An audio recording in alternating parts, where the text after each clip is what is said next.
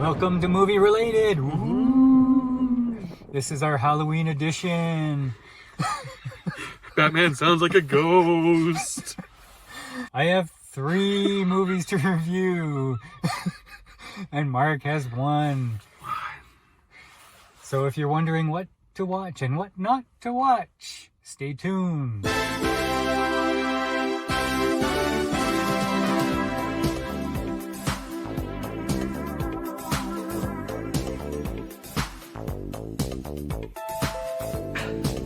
It's close to midnight, and we're reviewing movies in the car.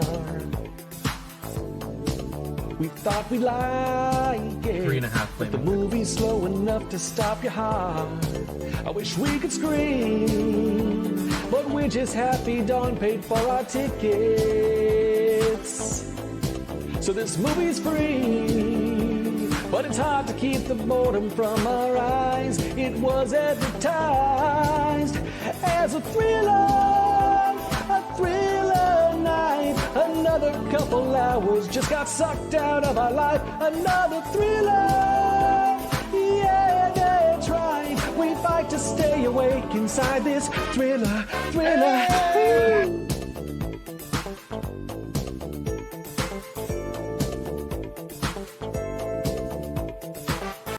So I'll start off with one. It's brand new on Netflix this year, and it's based on some young adult novels by R.L. Stine. Okay, lots of novels. Young adult novels, not adult novels. Okay. Teenager novels, Right. A horror, and it's called Fear Street, 1994. And this is a part 1. So I guess there's part 2, part 3, and what tells you that this is 1994? Well, I think in one of the scenes I saw a Walkman or a portable CD player. Oh yeah, that's 94. Yeah. That's it. That's the only thing that tells you it's 1994. And not everybody is walking around with a cell phone. And just to give you an idea, if this is for you, this checks all the boxes. If you understand what that means, you can either dive in or you can stay away. This checks all the boxes. And what it is, it's a group of teenagers that are brought together to battle a centuries-old curse. And you have some jump scares. Okay, let's just start off. Okay, so going around the house, she's doing dishes, and then the camera's turning, and you think you're gonna see something creepy, and no, somebody's coming in to put something on the table. Ooh. Okay, and this is all happening in Shadyvale or Shadyside, which is the murder capital of the USA. Right. The real estate's cheap though. And basically it turns into a slasher movie. So if you're wondering what this is, it's basically slasher movie baby Scooby-Doo. Okay, so if the characters in Scooby-Doo were babies, like teenagers, and a couple of them were gay, and Jinkies. and they have a little underwear scene and a near sex scene. Very Scooby-Doo-ish. And Shaggy is in the bathroom and he pleasures himself, apparently. That happens in this. I don't understand. And we would have gotten away with it too.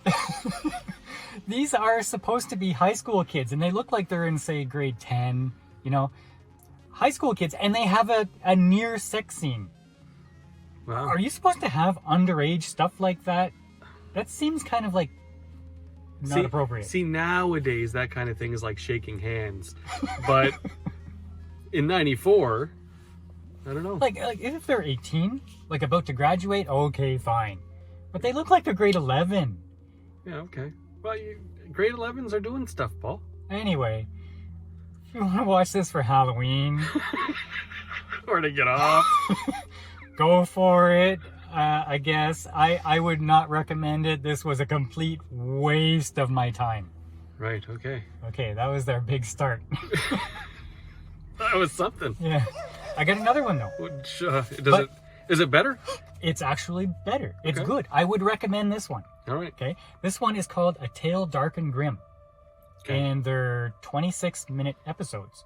Okay. Okay. And it starts off. So this is a series. It's a series. I think it's 10 episodes. And it follows Hansel and Gretel.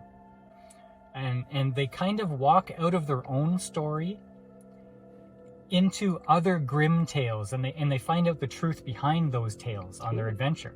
Okay. So it's really weird. And like some of those tales are like the seven ravens or Three Golden Hairs, Faithful John. If you know those ones, they're referenced in this series. Now, the animation is kind of like Luca. Pixar's Luca. Oh, it's animated. It's animated. Okay. It's like Pixar's Luca, so the animation is for younger kids. However, what you don't want to do is let your 6-year-old watch this. Gotcha. Because there's beheadings, Ooh. there's battle, the main character girl chops off her fingers so that she can go into this magic mountain place. Yeah, okay. Not for kids. I would say older than 10. I think kids will enjoy this. I think adults enjoy this because the humor in this, there's these 3 raven narrators. They're really funny. There's a bunch of quirky characters in this that are, you just laugh at them. Like one woman her whole life is fish and fish and fish. It's just one guy can't smile, and so he goes through and he has this painted smile on his face, and it's just really weird stuff, but it's funny. Okay. It's gruesome in a kid way, and I would recommend for anybody to watch this. I would give this an 8 out of 10 as a series. Really? Yeah. Okay. It was pretty darn good. All right. You want to hear what I watched? Okay, give me what you got. I'm going to take you way back to 1999 and the Blair Witch Project.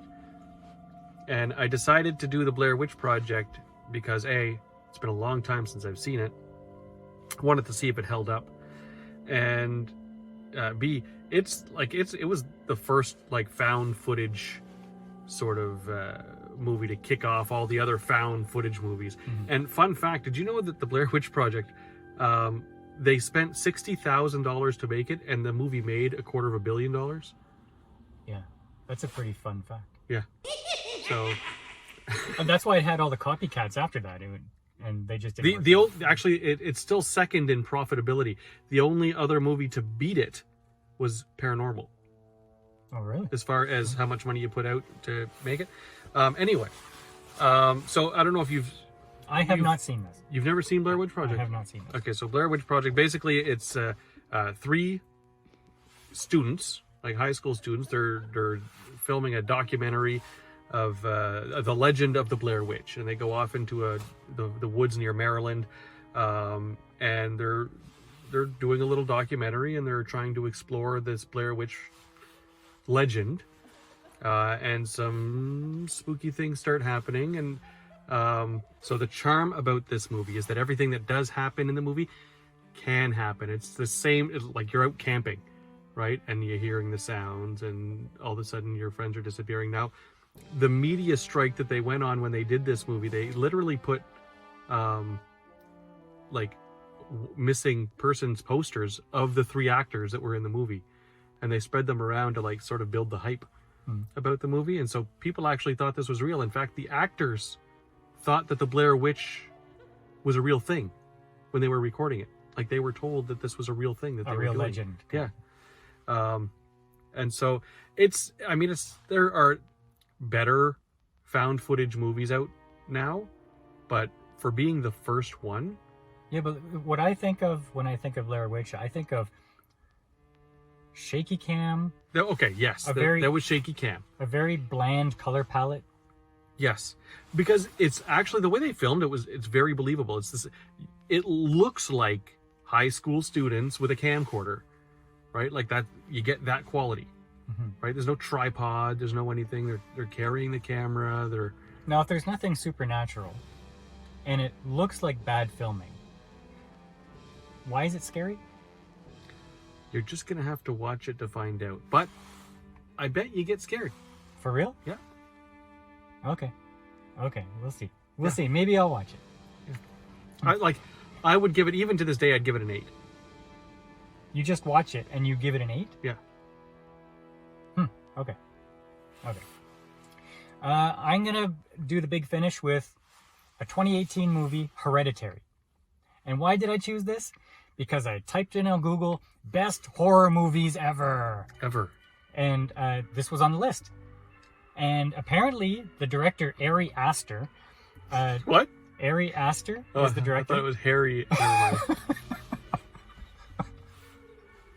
That would have been a better name. Yeah. This apparently did wonders for his career. Apparently, Toni Collette did such a good job, people were upset that the Oscars snubbed her. So I said, oh, this must be really good. Mm-hmm. And so I went in, and it's 2 hours and 7 minutes. Oh, okay. Well, let's see where this goes. Yeah. And this is the description. A grieving family is haunted by tragic and disturbing occurrences. Pretty generic, right? Yeah, it's pretty generic. So we go in, and Toni Collette's character, she makes miniature houses. Like it's a big model, like a dollhouse, and everything looks real on the inside. And the weird thing is that when you open the film, you're in a house, and then it sees the miniature house, and it zooms into one of the rooms in the house, and then there's people inside, like the movie starts. Oh, that's neat. So I said, oh, wait a second. Are we watching occurrences inside these little doll houses? And no. No, we're not. I don't know why they did that. Just because somebody figured out, watch this effect I learned how to do. And all through the movie, I'm saying, like, oh, this camera shot looks like it's inside one of those miniature houses. But it's not. No. Okay. There's one of the characters, a little daughter. She potentially autistic. So she's a sympathetic character, but she's kind of like creepy too. So I said, okay, this has the makings of some good stuff here. And this is 2018, so I'm going to do spoilers. She bites the dust, okay, in a really interesting way. And then it turns into this mental breakdown for family members, like if you've seen the Babadook, okay? That's all the scary stuff was the mental breakdown. And then you're going through and say, okay, there's some, I see where this is going. Creepy, crying all the time. And how is this going to finish? Well, it finishes, one of the characters goes into a treehouse. He becomes a god. People pray to him. That happened to me once. And this has nothing to do with the movie. Nothing. I'm sorry. I watched 2 hours and 7 minutes to get to this. I thought the director was trolling me. He was drunk. It's like, okay, picture this. The plot of a movie. 3 women from 3 different decades and 3 different age groups band together to create the perfect man. And so you go through and neat perspectives and wizardry and everything is so amazingly done. And then at the end you get Dawn. Oh man, what a disappointment. Now, it's a scary ending, but disappointing. So like all the way up, like to 3/4, 4/5 through the movie, you're gonna say, okay, this is a very creepy atmosphere. We'll see where this goes. Just be aware that it goes nowhere. Well, it does go somewhere. It goes off the rails. Yeah. Is what it does. Wow. And this has an 8 out of 10 on the review sites. And Maybe you were tired or something when you watched it, and you were missing some. No, the ending gave me a stroke. Okay, all right. I might watch it because I want to see Dawn at the end. Really. I want you to watch it. And he wants you to watch it. Let us know if you've seen any of these movies or if you intend to watch any of these movies. And if not, let us know what your favorite Halloween go-to is. I was going to watch Ghostbusters, but that's not a Halloween, is it? It's ghosts busting. Yeah, I'd say Halloween. Let us know what your go-to Halloween show or movie is in the comments, and we'll see you next time. I'm not going to the bathroom today, everybody.